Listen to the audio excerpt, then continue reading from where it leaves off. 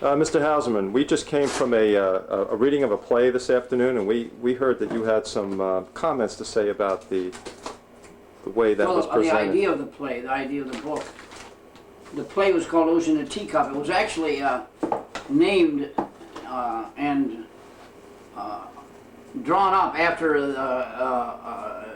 the copy of a book called Ocean and Teacup, which is more or less the story of a great Indian teacher named Sri Thakur Anukul Chandra. And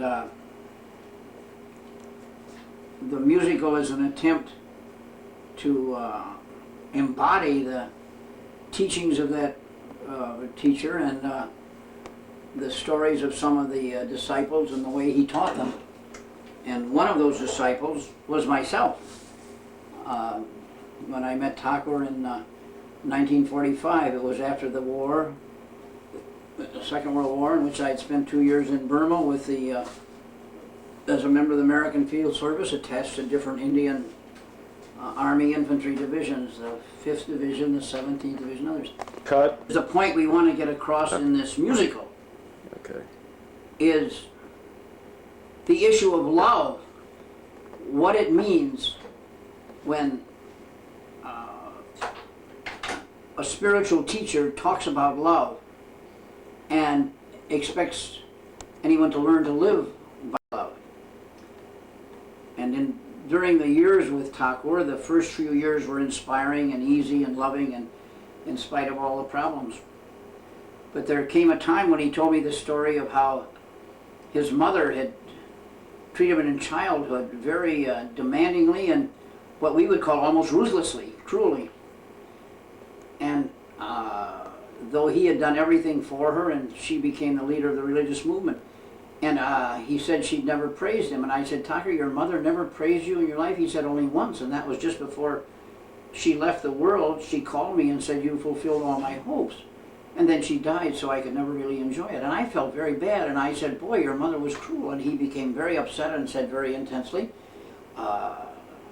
you can think what you like or say what you like, but if my mother hadn't been the way she was, I couldn't have become what I am. And he said it was so intensely, I felt I'd overstepped my the bounds between a disciple and a guru, and I backed off. And then he suddenly looked at me and said, if I could behave this way with you, you'd quickly grow into a man. And not thinking, I said, of course, I'll go ahead and do it. After all, that's why I'm here. And he said, the problem is, there's one great problem. And I said, what? He said, you won't be able to handle it. You'll run away. And then I said, well, if I run away, I run away. I came to you to learn to become a man. And if I can't handle it, I can't handle it. What's the use of playing games?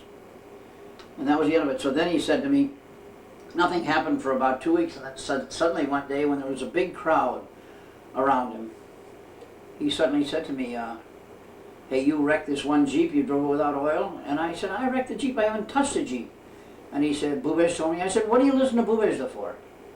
If he complains because I taught a lot of people to drive and he felt his job is threatened. Thakur said, I will listen to Bhupesh. And look, see, I hardly touch your ego, and look how it jumps. I saw Thakur, it will jump. When you use Bhupesh, you can do anything you want, it won't bother me, but when you use Bhupesh, that makes me mad. He said, I will use him, and if he doesn't complain, I'll put people behind you. So the drama began. The drama began in what he called me becoming a man, but what I called in the long run learning to love without expectation. That's the fact. Anyway, the rest of the drama continued. A few months later, always in front of a large group, he suddenly called me, very gravely from behind the group, and said, hey, come up here. And when I came up, he said very loudly, you know what happens when you lie, don't you? And I was sort of shocked. And he said, you become irresponsible, you become unreliable, even your own thoughts you can't rely on to yourself, and so on. Anyway, the effect of that little comment publicly was that a rumor spread through the whole ashram that Hauserman was a liar. Thakur had nailed him in the midst of a lie, and I lost many friends. Things went on peacefully for a long time until 3 or 4 months later, he suddenly called me, and he said, you know what happens when you're treacherous, don't you? So, again, the same thing started, and again, the same repercussions. And in the period of about 2 or 3 years, always publicly, always very strongly and intensely, Thakur had said to me, you know what happens when you're treacherous, you know what happens when you're a liar, you know what happens when you're a lecherous, you know what happens when you steal, you know what happens when you commit sodomy. Well, the last one sort of shook everything. By then I had no friends left in the ashram. No one wanted to talk to me except a handful of people. When I'd go to the tea shop, they'd move away from me. In fact, I was isolated. The only person I could stay with was with Thakur. All through this, when we were alone together, he was very intimate, very loving, but publicly it would appear that I was a public enemy, and many people even thought of stories of driving me out of the ashram. And I just, I hung on because I felt, well, Thakur's testing me, let me see if I can go. But when he came to this issue of sodomy and so on, I went to him one night, and Thakur, I don't know why you're saying this, I never committed this sodomy in my life. And he said, well, maybe for you, it may be someone else, it may be a warning, and left it at that. But no public explanation. Well, as these months, and actually it was several years went by, I had no friends left. I would go to the tea shop, people would move away and stop talking when I sat there.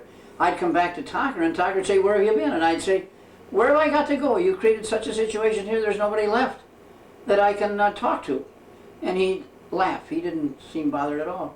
So I kept moving around with him. I'd fix his shoes, I'd stay by him, I'd take notes, I'd write up, translate stuff for him, do a lot of the local affairs that were in trouble for him.